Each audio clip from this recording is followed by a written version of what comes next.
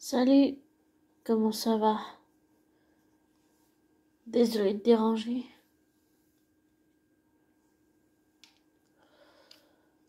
Ce soir, ou plutôt maintenant, je m'excuse à l'avance pour les bruits environnants. Je souhaiterais parler de quelqu'un qui n'est pas forcément apprécié.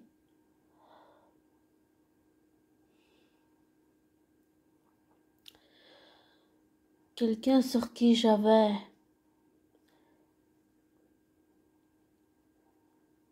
beaucoup de préjugés. Vraiment beaucoup.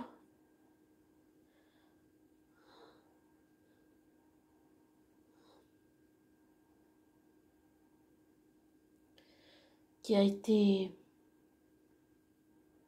je dirais, traité de tous les noms.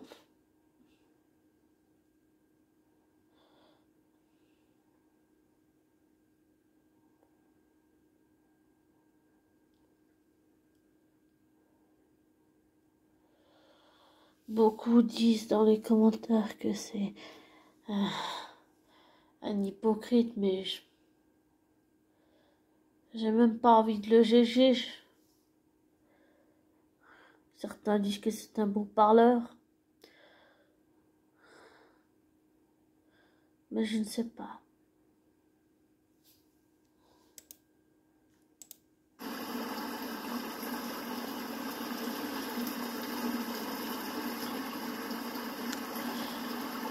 Je ne sais pas trop.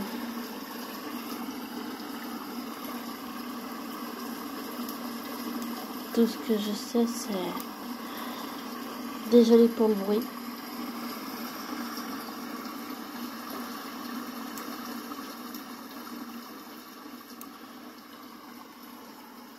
Tout ce que je sais, c'est... que je ne sais pas trop quoi en penser. Et... j'ai même pas envie de le juger.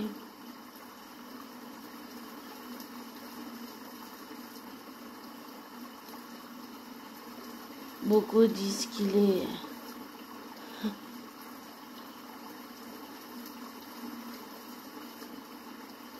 il se comporte comme une victime, mais... franchement, je ne sais pas quoi en penser de cet être humain.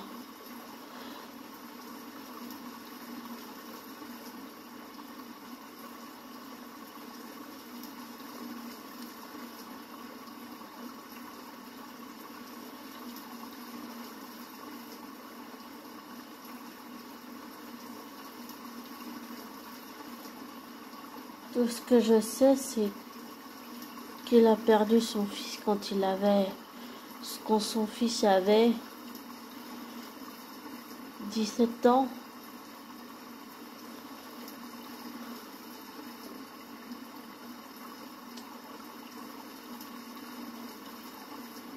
Et ça, c'est quelque chose de tellement difficile, tellement douloureux.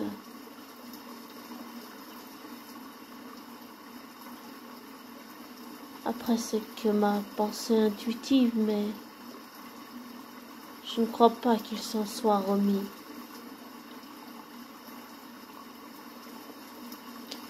Le cacher et le fuir, oui, mais je ne crois pas qu'il s'en soit remis, non. Intuitivement,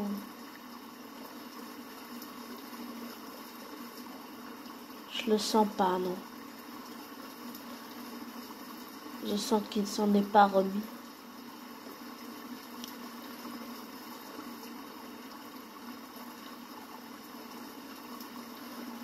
Je dirais qu'aucun parent ne devrait avoir à enterrer son enfant.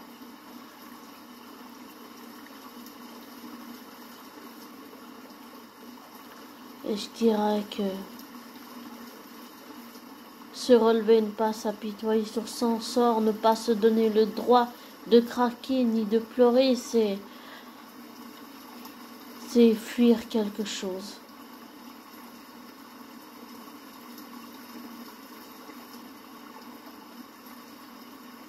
C'est fuir le deuil, c'est fuir la perte.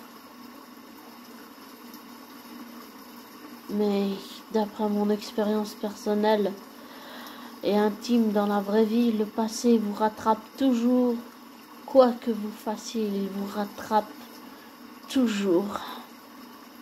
Jusqu'à vous forcer à faire face à ce que vous ne voulez surtout pas voir. Et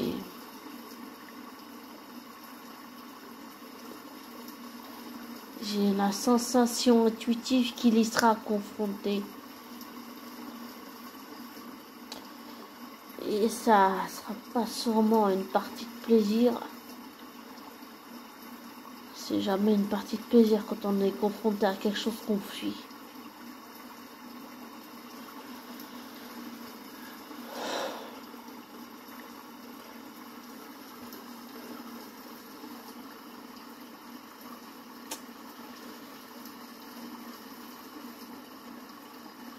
Oui, je l'avoue, j'avais beaucoup de préjugés sur Patrick Sébastien, oui, beaucoup, vraiment beaucoup.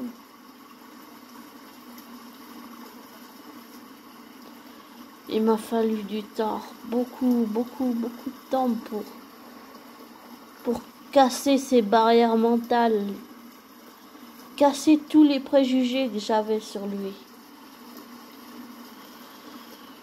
Il faudrait que je retrouve cette interview, mais cette interview que j'avais vue a fait en sorte que toutes les barrières mentales, tous les préjugés que j'avais sur lui, c'est comme une vitre et en fait elle se casse et tous les préjugés que j'avais sur lui ont volé en éclats.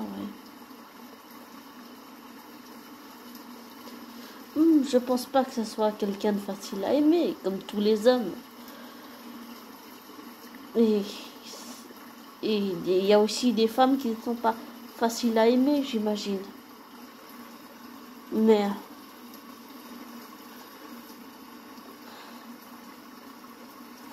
souvent on aide les autres avec notre passé, avec les outils qu'on a et avec notre vécu. Certains disent qu'il est hypocrite, d'autres que c'est un beau parleur, mais je sais pas vraiment quoi en penser. Pour moi, Patrick Sébastien, c'est plutôt quelqu'un qui cache sa sensibilité, le fait qu'il est hypersensible.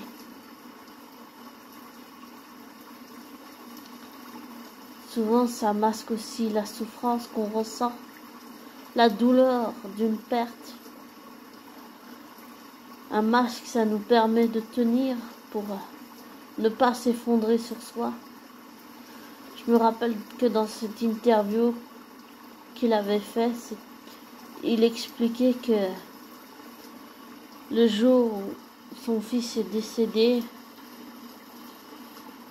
il ne savait pas s'il allait monter sur scène. C'est lui-même qui le dit dans l'interview, il ne savait pas s'il allait monter sur scène. Et il a un de ses amis qui lui a dit que ça allait l'aider, tout ça. Et il est monté sur scène le jour où son fils est décédé. Et en fait, la personne que ça a sauvé, c'était lui. Sinon, elle allait s'effondrer.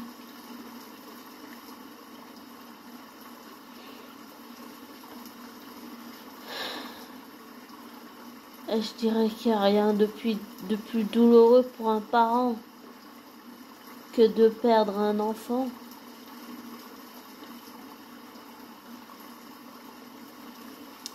J'ai des connaissances, une fille que je connaissais, Albana, qui En fait, ses parents adoptifs, ils l'ont perdu. Et ça a été un choc énorme pour eux, pour les frères et sœurs, mais surtout pour les parents. Vraiment, là, ça a été un choc énorme. Donc, je l'ai un peu expérimenté aussi parce que j'étais à l'enterrement. Donc, oui, pour un parent, il n'y a rien de pire que de perdre un enfant.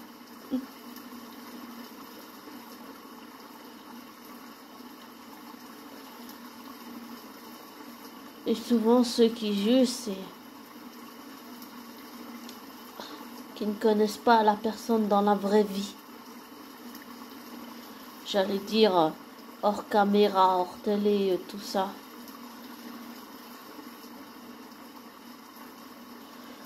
Et souvent, la douleur, toutes les choses qu'on se ramasse dans la gueule, comme Patrick, ou comme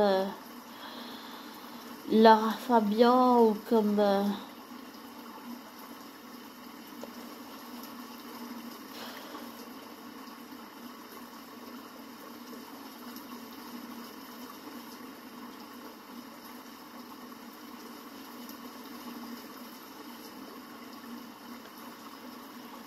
ma sœur jumelle, comme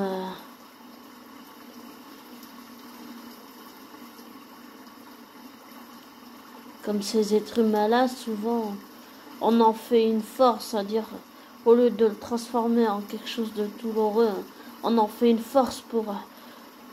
c'est un moteur pour être, j'allais dire, plus lumineux.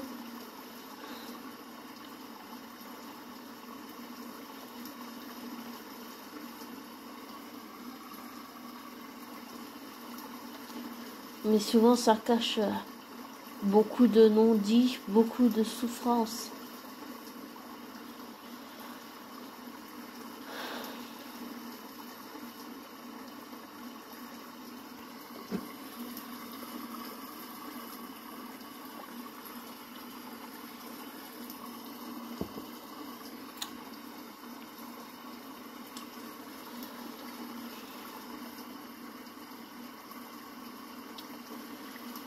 Pour moi, Patrick, c'est quelqu'un, ouais, comme je dis, d'hypersensible.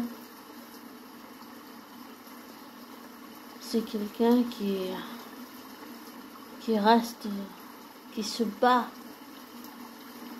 même en tombant. Il se relève toujours.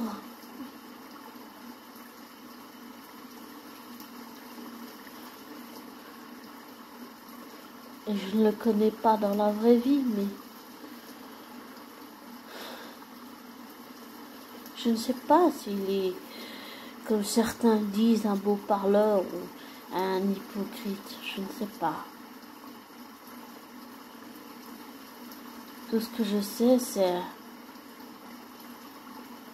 que c'est un père qui se bat pour survivre, même s'il a eu d'autres enfants, même s'il a refait sa vie.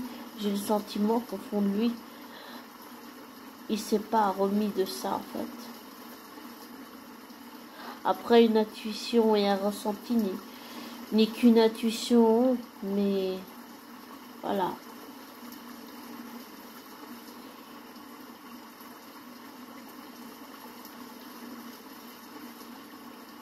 Et je souhaite vivre ça à personne.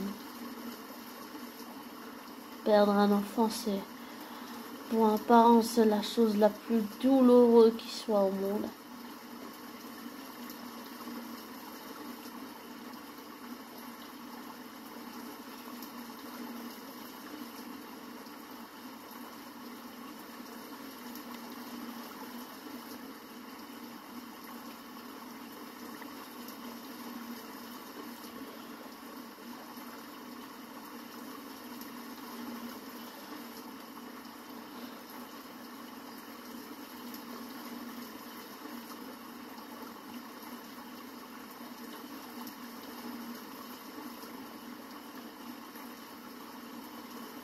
Je pense que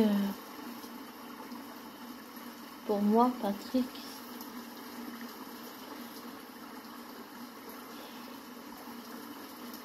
je pense qu'il est différent hors caméra dans la vraie vie.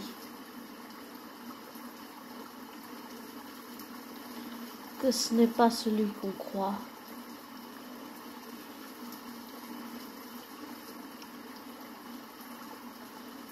Et c'est dans le sens où on pense que c'est un mec vulgaire, mais je pense pas qu'il soit que vulgaire dans la vraie vie. Et je pense que les gens ignorent qui il est vraiment.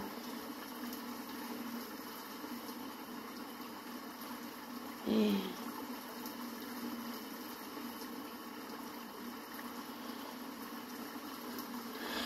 que je ne peux pas le juger. Et j'allais dire, en plus, avec mon parcours, je suis un peu mal placée. Hein. Voler, harceler, rentrer par effraction chez la voisine des parents adoptifs, harceler ma flamme jumelle, voler de l'argent aux parents. C'est pas... je suis pas la mieux placée pour dire quoi que ce soit avec mon passé. Donc je pense pas que je puisse le juger, je suis pas la mieux placée. Et je pense que personne ne devrait juger personne, mais on vit dans un monde où tout le monde juge l'autre. Et on déplaira toujours à quelqu'un, on peut pas plaire à tout le monde.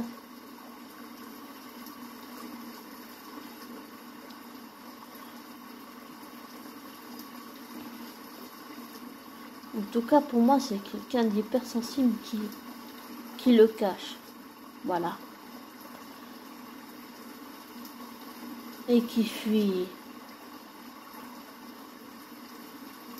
la mort de son fils. Mais c'est quelque chose qui est, comme on pourrait dire, c'est inconscient, c'est un mécanisme de défense. Souvent, quand on fuit quelque chose, c'est un mécanisme de défense, c'est de la survie.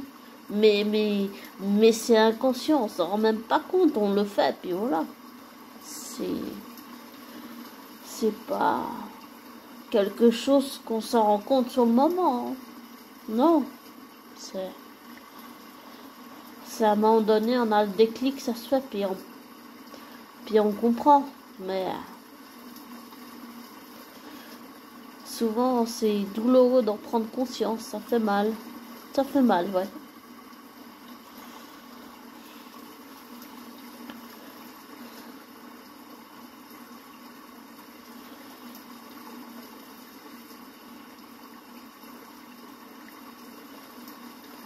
Je ne sais pas trop quoi en penser.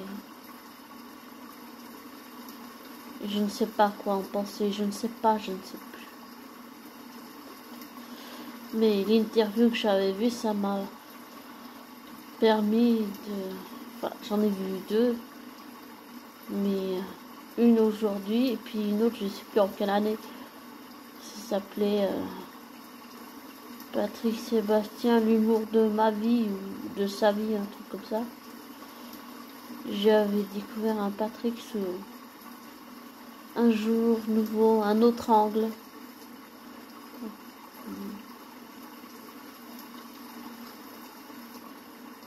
Donc, pour moi, c'est quelqu'un, comme j'ai dit, qui cache sa sensibilité et qui fuit quelque chose. Et comme j'ai dit, c'est un mécanisme inconscient, on s'en rend pas compte, c'est quelque chose qu'on fait. Mais souvent, après, le déclic qui se fait, puis on comprend ce qu'on fuit. Mais parfois, c'est souvent douloureux d'en prendre conscience. Émotionnellement, ça peut être une blessure qui fait très mal quand même. Parce qu'en prendre conscience, c'est pas... Il faut être prêt aussi, mais on n'est jamais prêt. Mais on va dire, s'y préparer un petit peu quand même. Mais on va dire que dans mon entourage, j'avais certaines personnes qui avaient beaucoup, pas des griefs, mais beaucoup de préjugés sur Patrick Sébastien, et j'ai pris vraiment de la distance pour me détacher de ces personnes qui avaient des préjugés sur lui, pour, on va dire, me faire ma propre idée, voilà. Mais je pense que c'est quelqu'un qui souffre encore et qui a souffert, oui, et qui s'est ramassé des tas de murs et des tas de choses dans la gueule, mais que il transforme toute la douleur en quelque chose de positif parce que ça le rend plus fort psychologiquement, mentalement et psychiquement, en fait, et émotionnellement, ça le rend plus fort, ouais, plus fort pour surmonter ce qu'il est en train de vivre. Mais parfois on n'en peut plus, ouais. Et par contre, je trouve que le fait qu'il s'accorde pas le droit de pleurer, de s'effondrer un peu, c'est dur quand même. Oui, ça c'est dur. Et je pense qu'il devrait craquer un peu pour ensuite remonter la pente, parce que ne jamais craquer, ça c'est pas bon non plus aussi. C'est pas bon non plus. Et je pense qu'il a encore plein de choses à réaliser. C'est quelqu'un que j'aimerais bien rencontrer dans la vraie vie, pour me faire encore plus ma propre idée,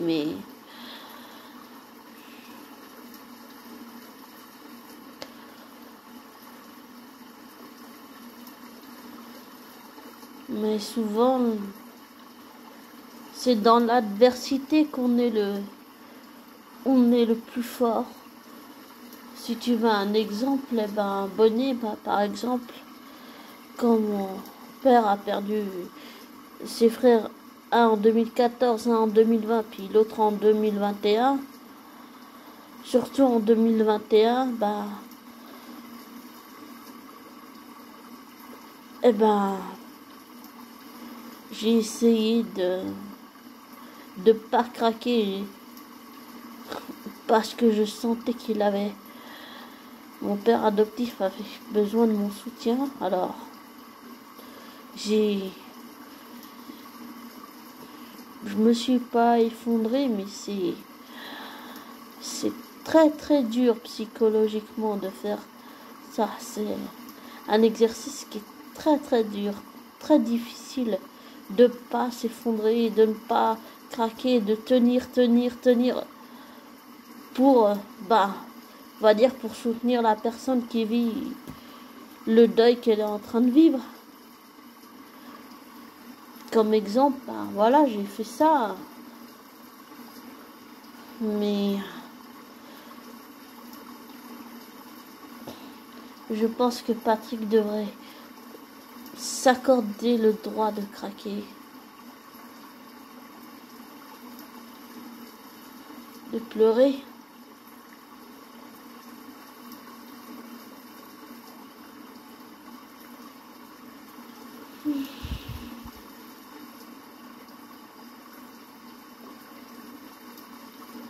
Et de vraiment apprendre à faire son deuil, mais en laissant tomber le masque. Parce que toujours tenir sans s'effondrer sur soi, c'est pas bon non plus, comme je l'ai dit avant. Ok, il faut pas s'apitoyer sur son sort, mais il faut aussi savoir lâcher et pas et pas tenir, parce que sans craquer on tient pas. C'est pas possible de tenir comme ça. Enfin, pour moi, psychologiquement, j'ai essayé, Non, c'est pas, pour moi, c'est pas possible de tenir comme ça. Je sais pas où Patrick va chercher cette philosophie, cette psychologie, cet esprit, état émotionnel, mais je crois pas que j'arriverai à tenir comme lui. Enfin, ça, j'arriverai pas. J'ai essayé, mais c'est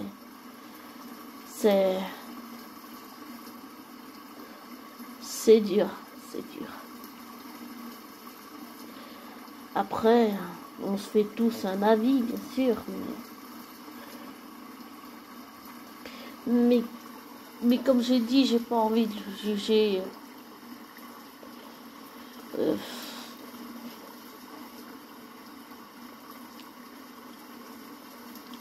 J'ai envie de laisser faire la vie.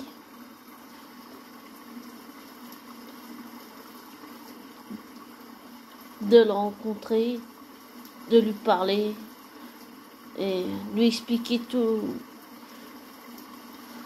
le parcours qu'il m'a fallu pour casser on va dire, tous les préjugés que j'avais sur lui. Et qu'il y a des tas de choses que j'ai découvert sur lui que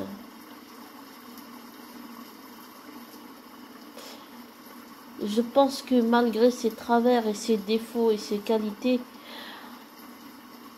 c'est quelqu'un qui a une humanité dont on n'a pas idée.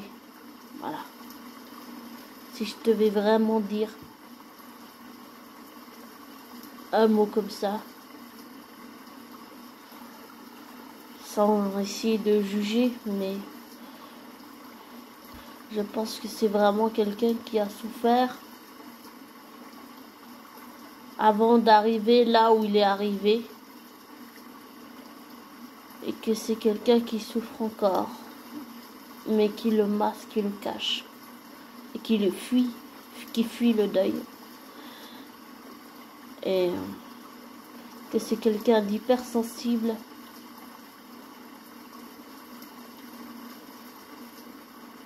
Et je lui souhaite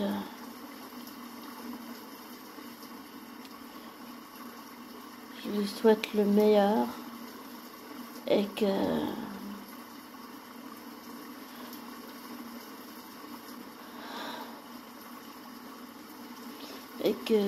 je pense qu'il a encore plein de projets qu'il va réaliser dans sa vie.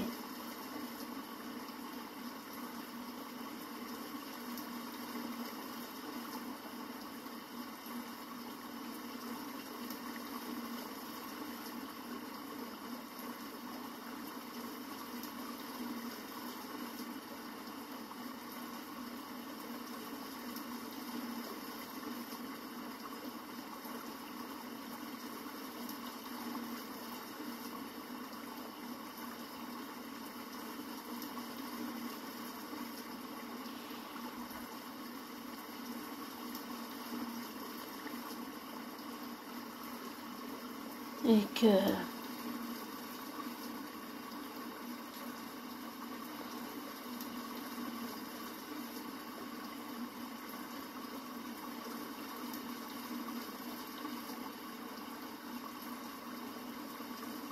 la vie reprend, mais la vie donne aussi.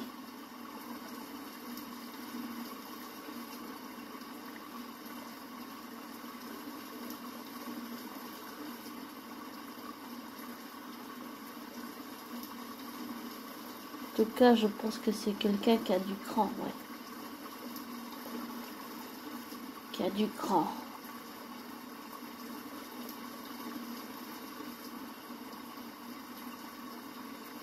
Et que c'est important de pouvoir, qu'on peut tout prendre à quelqu'un, mais qu'on ne privera jamais cette personne de sa liberté de penser.